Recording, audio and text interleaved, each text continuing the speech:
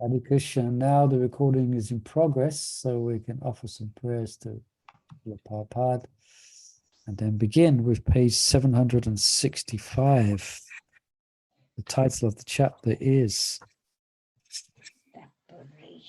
should know by now, quite a long chapter, the Sankalpas corresponding to grace. Okay, Namo Om Vishnu Padaya Krishna Pashtaya Bhutale Shemati Bhakti Vedanta Swam Tinamane Namaste Saraswati Devi Gauravani Pachaline Nivasesha Sunya Bhari Pashtatari Sataline Jai Sri Krishna Chaitanya Prabhu Nityananda Shri Advaita Gadadhar Sadi Gaura Bhakta Hare Krishna, Krishna Krishna, Hare Hare, Hare Ram, Ram Ram, Hare Hare. All right, so where are we? What's the context? Where did we leave off last week? I'll read just a short paragraph that we left off on last week, and it gives a good idea of where we're going. And we're going on quite an adventure in this part of Sankalpa Kaumudi to, as they say, to boldly go where no man has gone before. So we have to this point concluded that the most desirable form of worship is Krishna in Vrindavan, in his form of fresh youth. All right, we're all quite convinced of that by now, hopefully. But we're going to go further today. Yeah. And the most desirable mellow of worship is the conjugal mellow. Now let us further refine our perspective of the goal. Okay.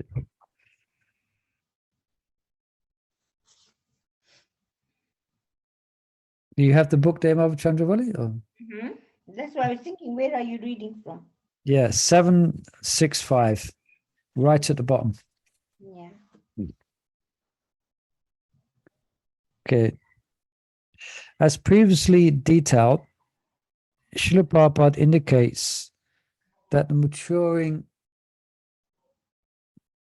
of taste leads a devotee to become spontaneously attached to a particular relationship with the son of Nanda.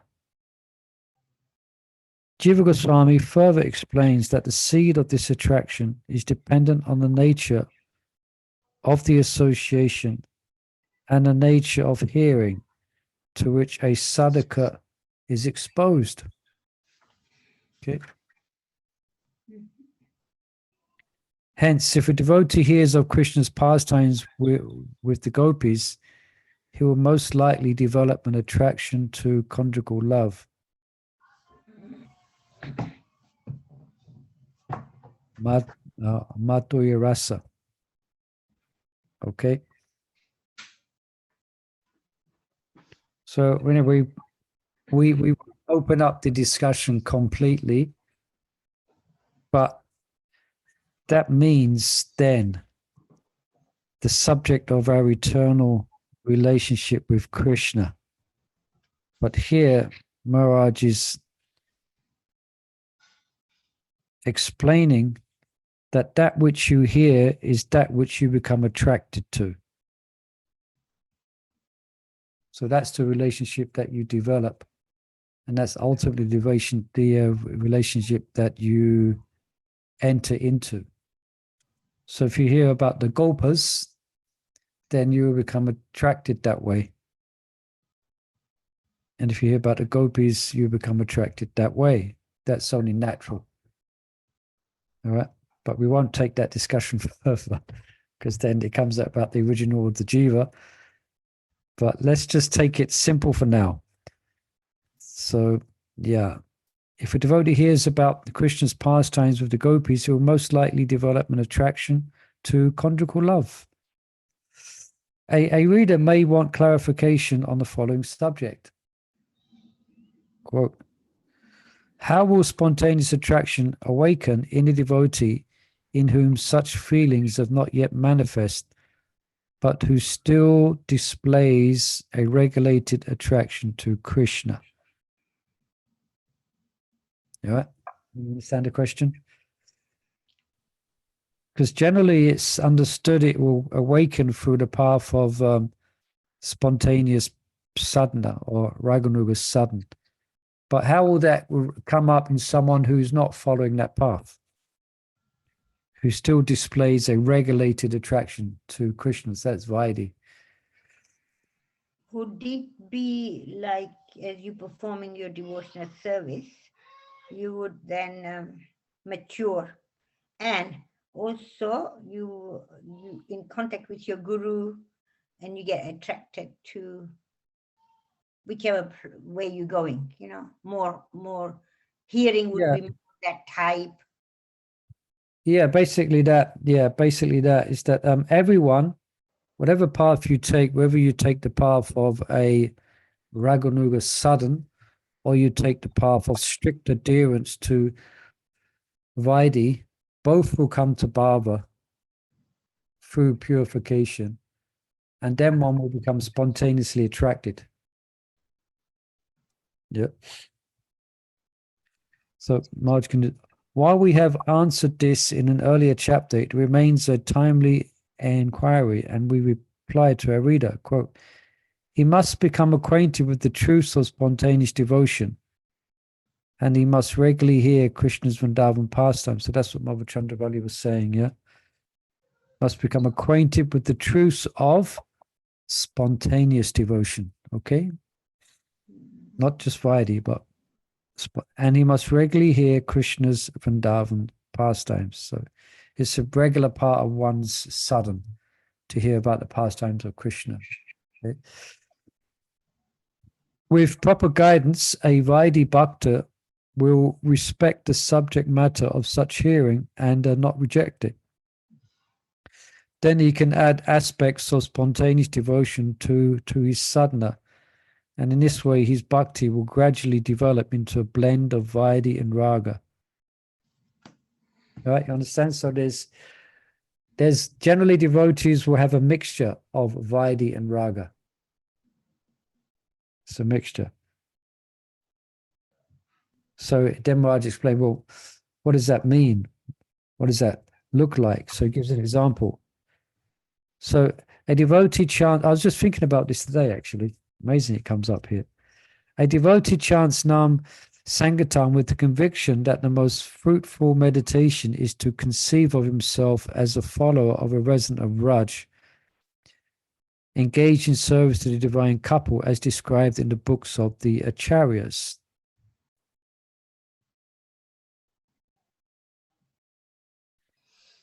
So, sorry, I'm reading a bit slow today, trying to digest it. So this means that one doesn't have a natural attraction, but one hears about a natural attraction, and one hears that one takes the instruction to hear about Raj pastimes, but one's doing it out of Vaidhi. One's doing it because one's been instructed to, not because you have a spontaneous attraction to it. If you have it, you understand? So that is mixed. So you're approaching it through Vidhi, because that's the instructions that you should hear about Radha. Oh, my guru said I should hear about Radha and Krishna and the pastimes of Vrindavan. So that's Vaidhi. You're following instruction. It's not natural attraction. But then by doing that, it will become natural. Yeah. So Marge explains. A devotee chants nams. I read that, yeah. Even though the sadhaka is not meditating out of spontaneous desire, all right, he's just doing it because that's what I heard about. You know, we have to, you know, we heard in the Sankalpa Kaumudi reading that we have to be, that in order to go to Vrindavan, we have to hear about Radha Krishna. All right, so I guess I'll have to read Krishna book then. I'm going to have to hear about the past of Radha and Krishna. So that's called Vaidhi. So Maharaj is saying that. Even though the sadhaka is not meditating out of spontaneous desire, he follows the activities of spontaneous sadhana as an act of intelligence. All right. By doing so, he awakens an increased taste for the ways of Rajrasis, and in time, his regulated efforts assume the quality of spontaneity. Right? So it may be Vaidhi, but just by doing it, then you will become, then it will mature into spontaneity, where you can't stop reading about, and you don't want to stop reading about Radha and Krishna and their pastimes. Yeah. Okay. Yeah, Anyone? I Any want comment, to questions? ask a question. Yeah.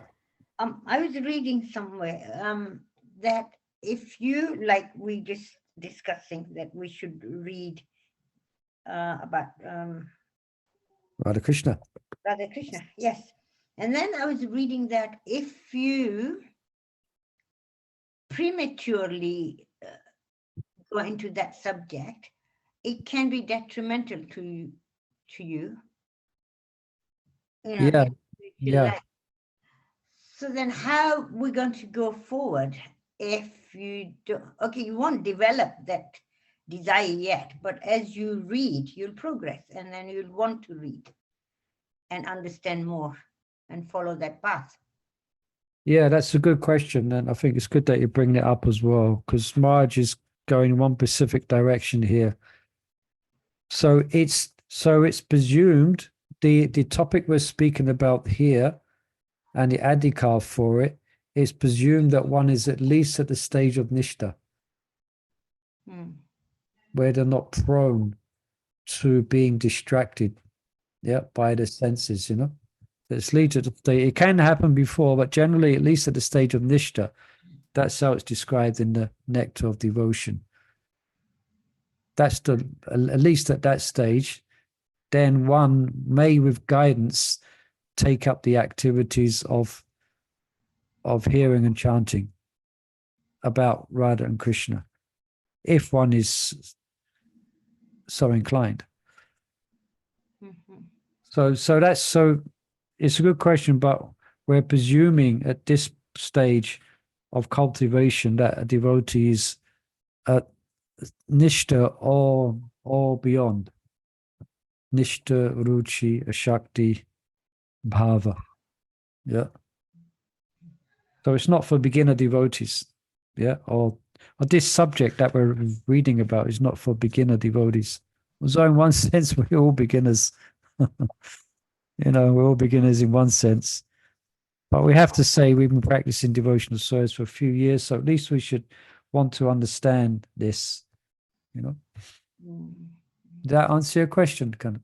Yeah. But I was then thinking, on the other hand, to be safe, should be just follow just chanting and reading and hearing, just normal. But then you're not making progress because you're not putting that effort in. So I was like double thinking. Wow, you've got some quite good questions. I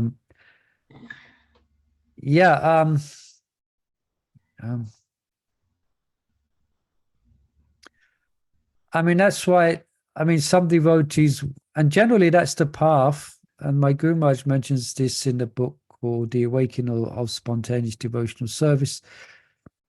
He mentions that's the general path that's given by, say, Srila Prabhupada, that we engage in the activities of service to the Sankirtan movement, and we engage strictly in Vaidhi Bhakti. And then naturally, we're going to become attracted to Vrindavan and Radha and Krishna as the hearts get purified. So that generally could be called the safe path. But also there is the path of Raganuga Sadhan, which is also given by Rupa Goswami, and it's given by Srila Prabhupada as well. So that has its, so that in of itself has its, or that in of itself is being explained. And this is what we're hearing about. All right. But both will come, whether you go through Vaidhi or you go through Raganuga Sadhan, as I mentioned before, eventually you're going to be naturally become attracted by the grace of Krishna to the pastimes of Krishna. You know, but that Hare for Krishna Prabhu. yeah, just let me finish on this thread a minute. But that for some, that's why for some it may be that may be the path preferred, because for them to get too much into, you know, Govinda Lilamrita and the books of the Goswamis, it just may disturb them just too much. It may not be appropriate. So that's where the spiritual master comes in, to actually give guidance and reassurance. But then the path of Raganuga Sadhan is also there, and it should be also understood. Yes, Nitai Mata? I was Prabhu, if our attraction to Gauranga keep on increasing, so he is both Radha and Krishna. So if we do that, so we are automatically getting that. I'm not saying just attraction, it's like our service, our love, attraction to be in his Leela. Won't that take us to Krishna? It will, right? I don't know. I'm just thinking, because Yeah, this is Gauranga Yuga. Yeah. There's two things there. One may continue in their devotion to and appreciation of Gauranga Mahaprabhu to an exclusive degree. And then one will taste Radha and Krishna Leela in the Sankirtan of the holy name, as exhibited by Lord Chaitanya in Svetadweep. And there the devotees have their sadhak forms, you know, the forms of those who are chanting the holy names of the Lord, and they're in the mood of Ripalamba. But in that kirtan, they experience all the mellows of loving devotion of Radha and Krishna. So then you got those who will, Lord Chaitanya Mahaprabhu, Anapita Chiram Chirit Kuruna Avatir Nakalo Samaya Pajam Unadvala Rasham Sabhakti Stadiyam, that he has come to give by service to Gauranga. He has come to reveal and to give the mellows of Raj Bhakti. So some will take that gift and imbibe that gift and be completely absorbed in Radha Krishna Leela. And that may be their exclusive meditation. Not that it's devoid of Lord Chaitanya Mahaprabhu, because it's by his mercy that all this is being revealed. It's coming from him. So he's come to give love for Radha and Krishna. Yeah. So, but it's by his grace that the Goswamis have written their books, Rupa Goswami, you know, and you have Raghunath Das Goswami. So Lord Chaitanya Mahaprabhu is coming to give. But one may be an ardent follower of Lord Gauranga, so one will experience Radha and Krishna through the pure kirtan of the holy name. And then some, as we've mentioned before, will be equally devoted to both. So they take a form in Svetadweep and in Radha Krishna Leela. So you understand it, Daimata? Well, do I understand it? But as far as I've understood, that is Lord Chaitanya has come to give Radha Krishna. So that if he's come to give it, that means devotee is going to be attracted to it. And some, that may be their prominent meditation. It's not that they're devoid of meditation upon Gauranga, but their predominance may be, even you read the Goswamis, it's quite interesting. For instance, the Lalita Madhava and Vidagdha Madhava, the Ujjvala Nilamani, and other well-known books, the Vilapakus Manjali, well-known books by the Goswamis, they don't talk about Lord Chaitanya. they may say one in the beginning, they may give an Yeah. in their Mangala Charan, they give obeisances to Lord Gauranga, but the book is all about Radha Krishna, Radha Krishna, Radha Krishna, the gopis, and like that. There is no details given of Gauranga Mahaprabhu, and that's the Swamis themselves. Yeah, I have. It's an interesting subject. It's really interesting because they're absorbed in Gauranga for sure, but Gauranga's giving them, or Gauranga's giving us, Radha Krishna and the rest, and the love that's exhibited in Raj. So, yeah. So, Chandravali, is that okay? That's something. Yes. Good point you brought up. Yeah. Yes, but I was also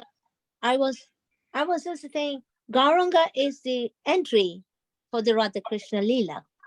Yeah, he's That's why he's the Ishtadev for Raganuga Bhakti. Because he is Radha Krishna combined. So by serving him, he can bless, and it's only through him that, as we know, that we can be blessed with attraction to Radha and Krishna's pastimes. And it's only by his grace. But some devotees will then embrace Radha and Krishna's pastimes more than they might do Lord Gauranga's pastimes. It's quite a deep subject, which I think we need a senior devotee to help us here, but as much as I can say. Chandravali, Mavi was going to say something. Yeah, I was thinking, Raghunath Das Goswami. Yeah. Manjari and Sadhaka, and then he associates with Swarab Damodar, who is close to Chaitanya Mahaprabhu. Yeah. So then he's got the full understanding of Radha and Krishna. Because he was so close. So we should then, like these Goswamis are going to Radha and Krishna Leela. Yeah. So we have to understand that, and these Goswamis are with Chaitanya Mahaprabhu. Yeah. So we can understand.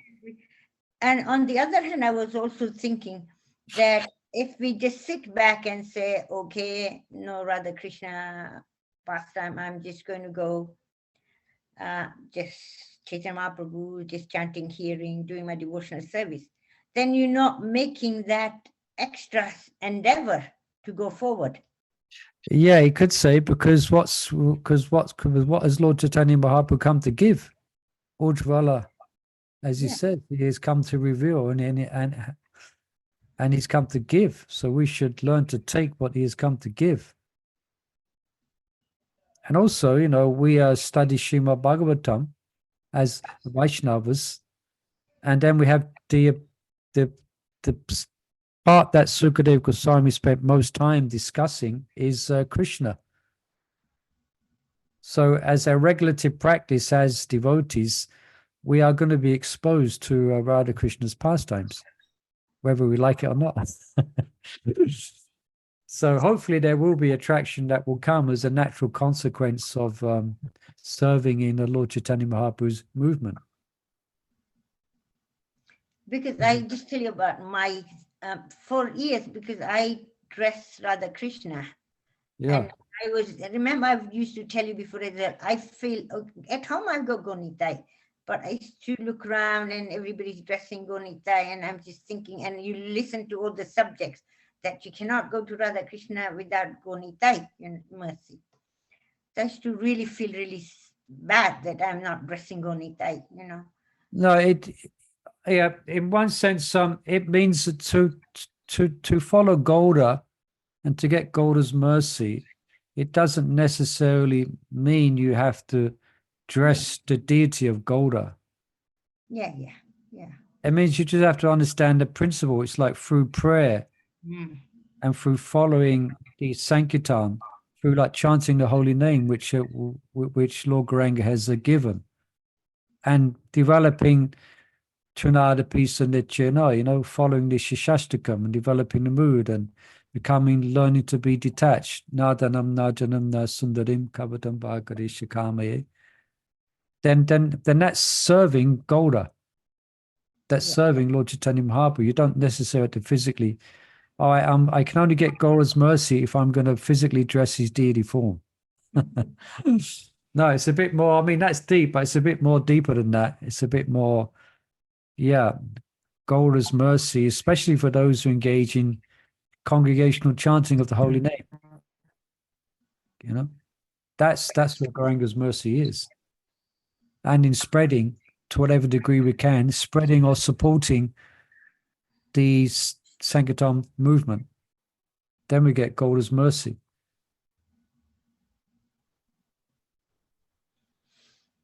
Yeah. It's okay. But yeah, it is interesting points that you were bringing up here.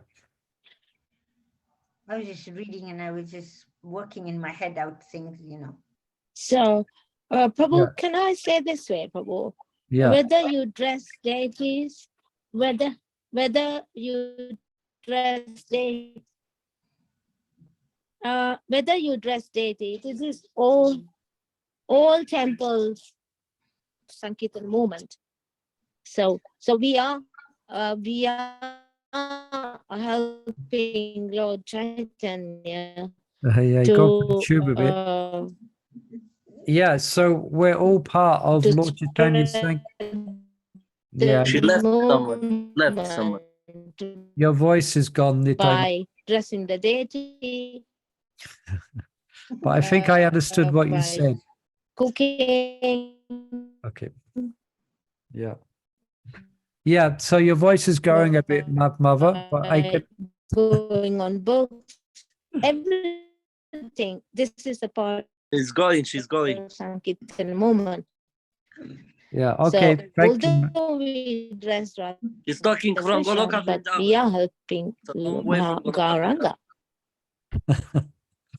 I know people must be listening to this, must be It's a- difficult to follow. Okay. Thank you, Nitai Mata. No, that's all. Yeah, no, I'm saying that's correct. So we should understand that we're No, all that's all. we should understand that we're all part of Lord Chaitanya's Sankirtan movement, and we're all supporting it in whatever way we can. As you correctly said, you may not be out on the street on the Harinam every day. You may not go out on book distribution, but you're helping, for instance, in cooking the Lord's offering and assisting those. You are helping to support the mission. You're helping to support the mission. I could just come to mind now in the teacher in Maharaj Prithu, when he addresses these citizens, he gives this wonderful speech, and there's one part where he mentions that those who support, or even those who support or give their allegiance to a pious, righteous king who's giving in charity, then they get the benefits. Just paraphrasing it a bit. So we are all Sankirtan devotees because we're all part of the Sankirtan mission. We're all part of ISKCON, which is Prabhupada's Sankirtan mission. Whatever we're doing and its connection to that Sankirtan mission is given us the qualification to get Gauranga's mercy. But of course, there is something undeniably sweet. There is something undeniably sweet about actually directly engaging in book distribution, for example, or Harinam. Now that can't be, I mean, that has to be admitted. But it doesn't mean one doesn't have an opportunity if one is not able to do those things. You can support it. You can say well done to a Sankirtan devotee. You know, you can give encouragement. You can, so much you can do. You can feed the Sankirtan devotees. And that way you get so much mercy from Lord Gauranga Mahaprabhu. Just like, is Mother here? No, she's not here. Yeah, Gopa Gita's going to feed all the Sankirtan devotees soon. She's invited them to the house. She's going to feed all the Sankirtan devotees. Okay? Okay. Hare Krishna. All right. Okay. Even though the sadhaka is not meditating out of spontaneous desire, he follows the activities of spontaneous sadhana as an act of intelligence. Okay, that's right. Yeah. By doing so, he awakens an increased taste for the ways of Rajrasis, and in time, his regulated efforts assume the quality of spontaneity. Jiva Goswami explains the transformative power of spontaneous devotion in this way. Okay, there's a quote here from Jiva Goswami. When a person develops taste for the aforementioned raga, even though that attachment has not awakened in him, the heart becomes like a glittering crystal reflecting the rays of the moon of raga. Wow, that's so beautiful, right? By hearing about this attachment from scripture or his guru, the sadhaka develops a taste for the actions of the ragatmaka associates who are but manifestations of ragatmaka bhakti. In this way, by adhering to the raga of a particular associate to whom he is attracted, he then becomes known as a practitioner of Raganuga Bhakti. Okay, that was Jiva Goswami. We should not fail to emphasize that pure Raganuga Bhakti is for Sri Krishna alone. Okay, so not Vishnu, etc. This understanding is derived from the verse beginning with Kamat Dvaishat Bhuyat Shnehat and the verses following it. That verse means however one is attracted to Krishna, then one gets purified, whether it's through lust, envy, etc. Kamat, Dvaishat, Bhayat, or fear, one gets purified. Even devotion to the king of Dwarka falls into the category of regulated devotion. Jiva Goswami points out that the consistent theme of Srimad Bhagavatam is that the Ragatmaka Bhakti, okay, now here's where we're going a bit further. Ragatmaka Bhakti is for the beloved of Radha alone.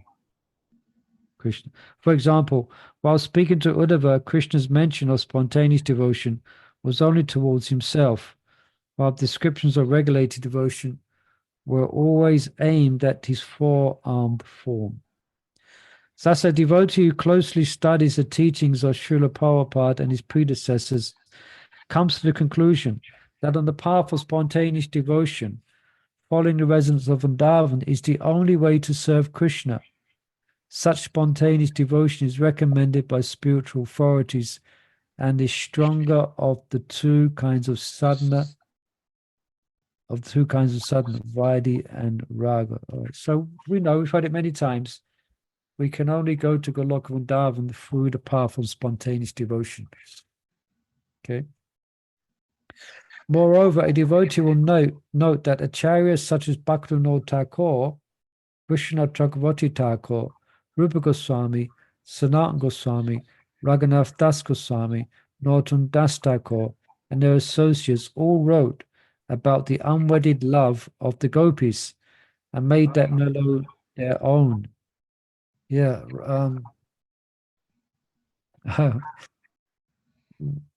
Rupanuga Bhakti. I always call him Raganuga Bhakti because I read so much.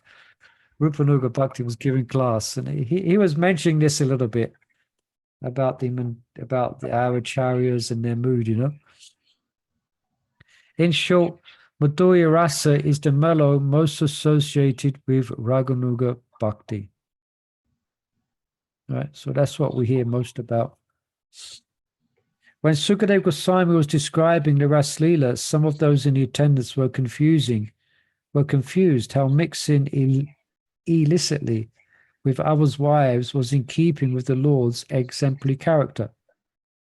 The sages explained the transcendental position of Krishna and his devotees and concluded by the following glorification of the conjugal mellow. Now, this is a very well-known verse. All the acharyas give commentaries on this verse extensively. Yeah. I'll just read the translation though. Anyone who faithfully hears or describes the Lord's playful affairs of the young gopis of Vrindavan will attain the Lord's pure devotional service. Thus he will quickly become sober and conquer lust, the disease of the heart. Okay. So this means one has a degree of lust. And see, if one describes the Lord's playful affairs with young gopis of Vrindavan, he will attain purity. Thus he will quickly become sober and conquer lust, the disease of the heart. So it's presumed that it's there to some degree while one is hearing a chanting. But that degree is very important. One has faith in the purity of Radha and Krishna's pastimes.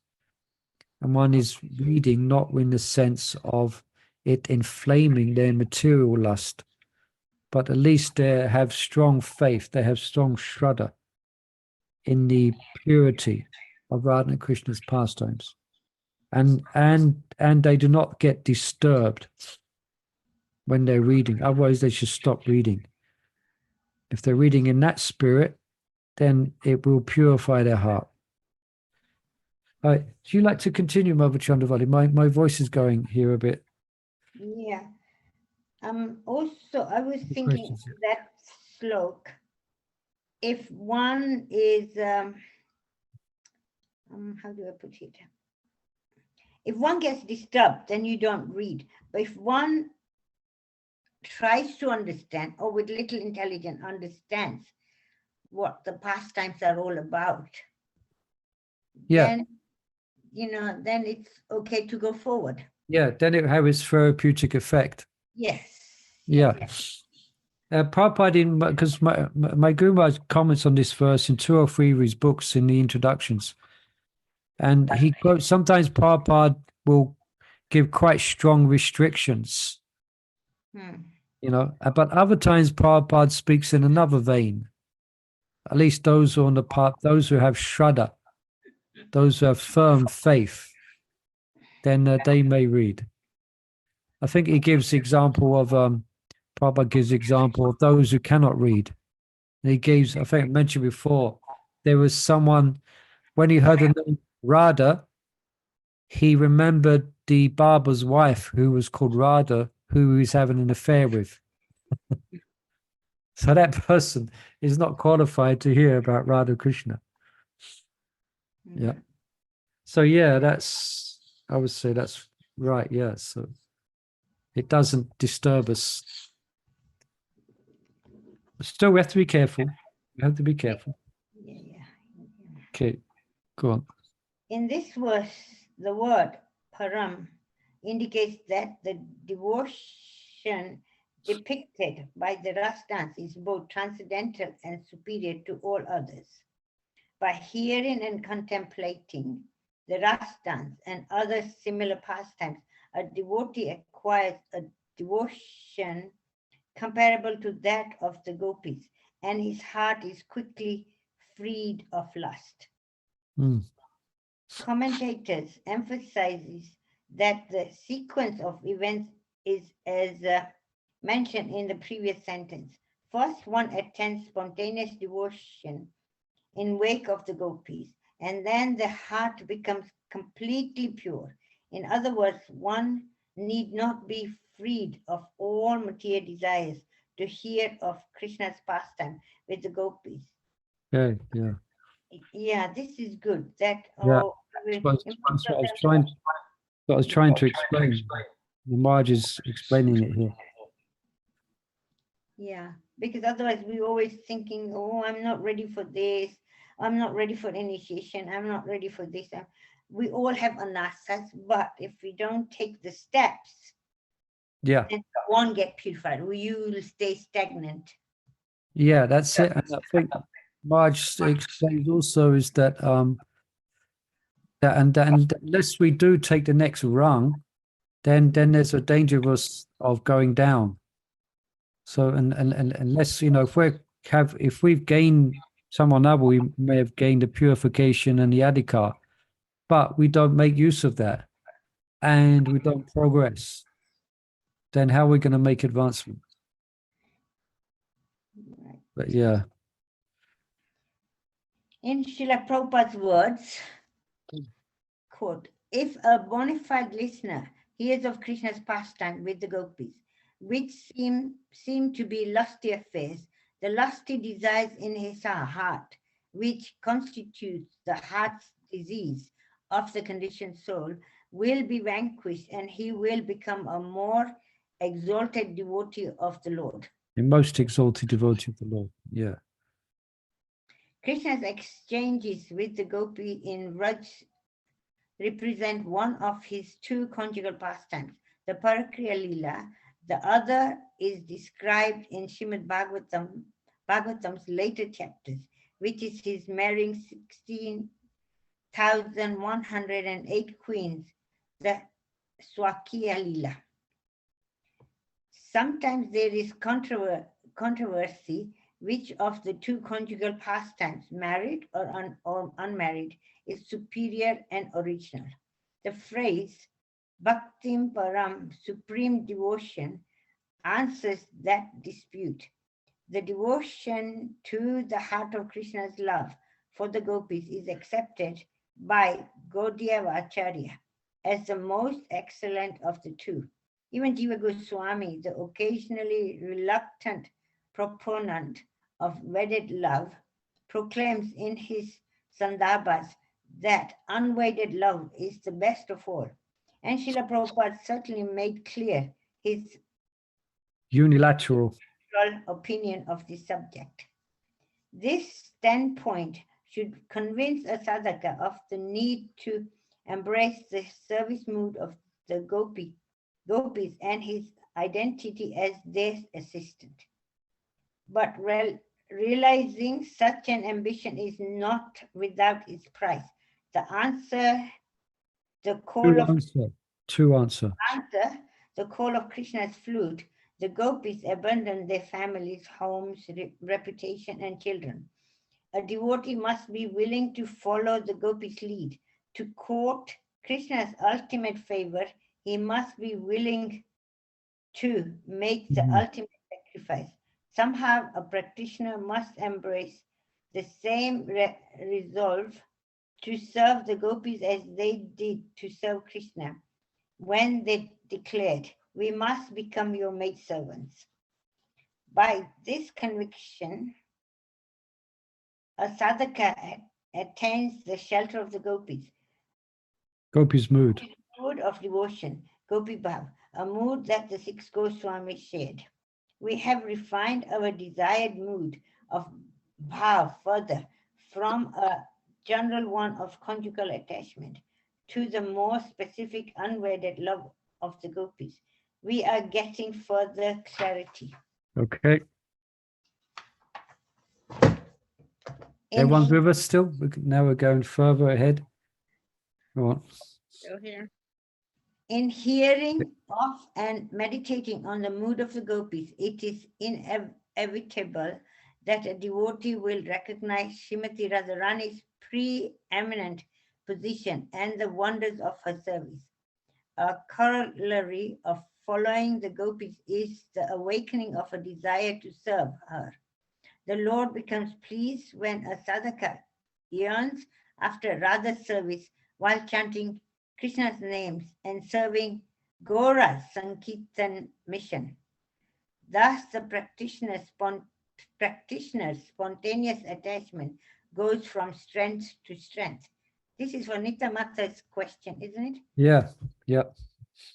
By chanting Krishna's names and serving Gaura's Sankirtan mission, like you were saying. Okay. There should be no doubt that service to Sri Radha is synonymous with and complementary to service to Krishna. Indeed, the wise say that Radha is the exclusive medium to serving Krishna in Vrindavan. All other efforts must complement her service, and those that do not are futile. Those that do not are futile. Futile.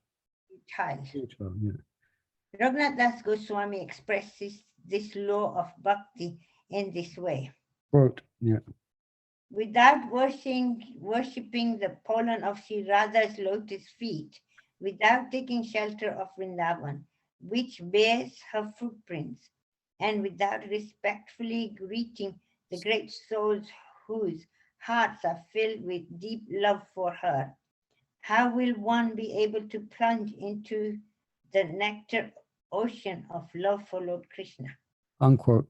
Oh, While this verse seems to say that Radha is the gateway of service to Krishna, the same author has taught its hidden meaning, which is that for her maidservants and dear friends, Srimati Radharani is also the primary object of service and love.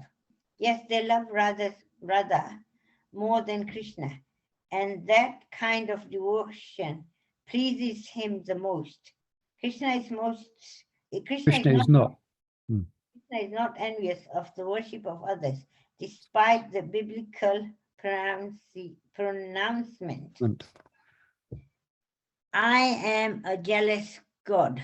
That's quoting from the Bible, okay? Okay. To the contrary, displaying his benevolence, Krishna says, quote, one who claims to be my devotee is not so.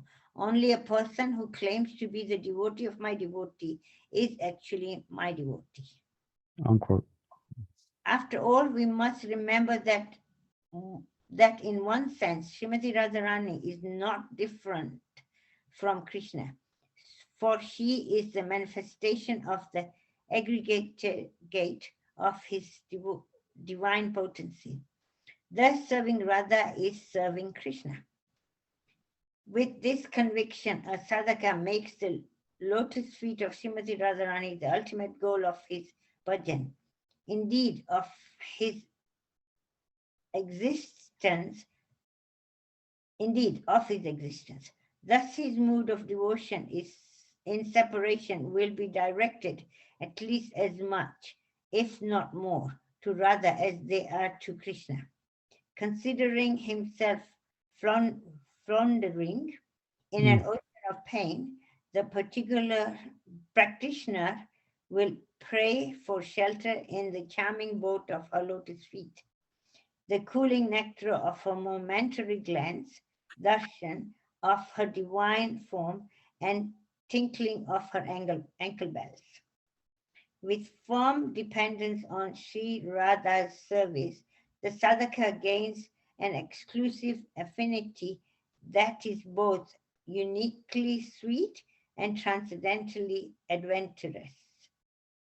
What to speak of succumbing to the opulence of Brahma, a devotee will not exchange service to the Queen of Vrindavan for direct service to Krishna, or even promotion to the station of becoming an intimate girlfriend, Sakhi.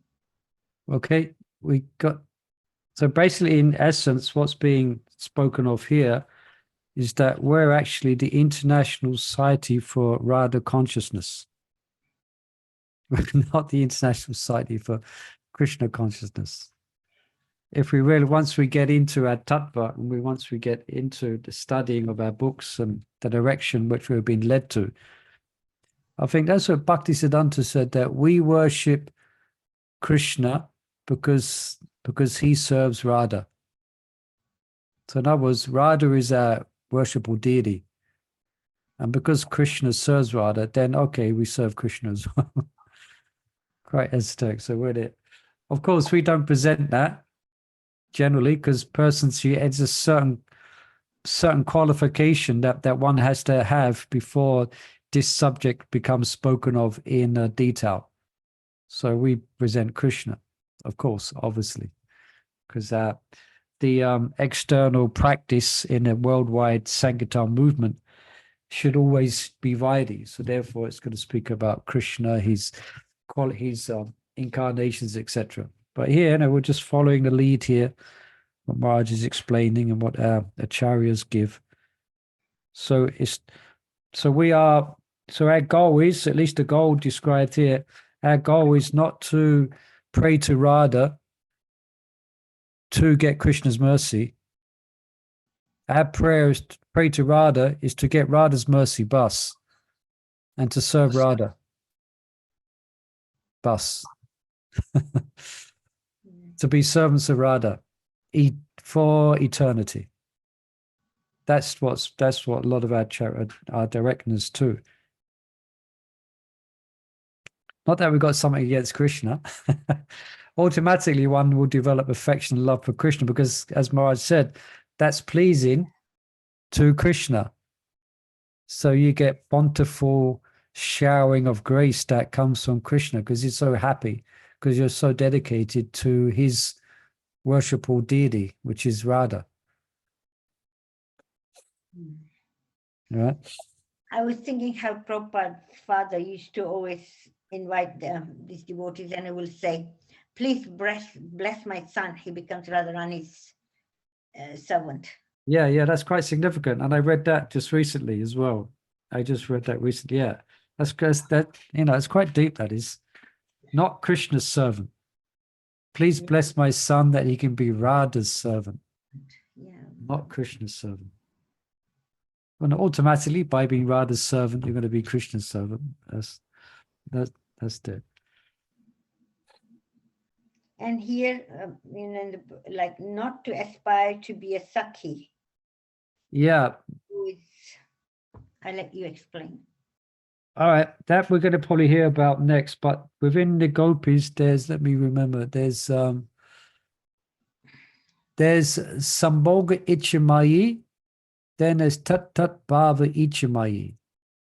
So the Sakhis, they're in Sambhoga Ichamayi, which means they desire contact with and exchange with Krishna directly.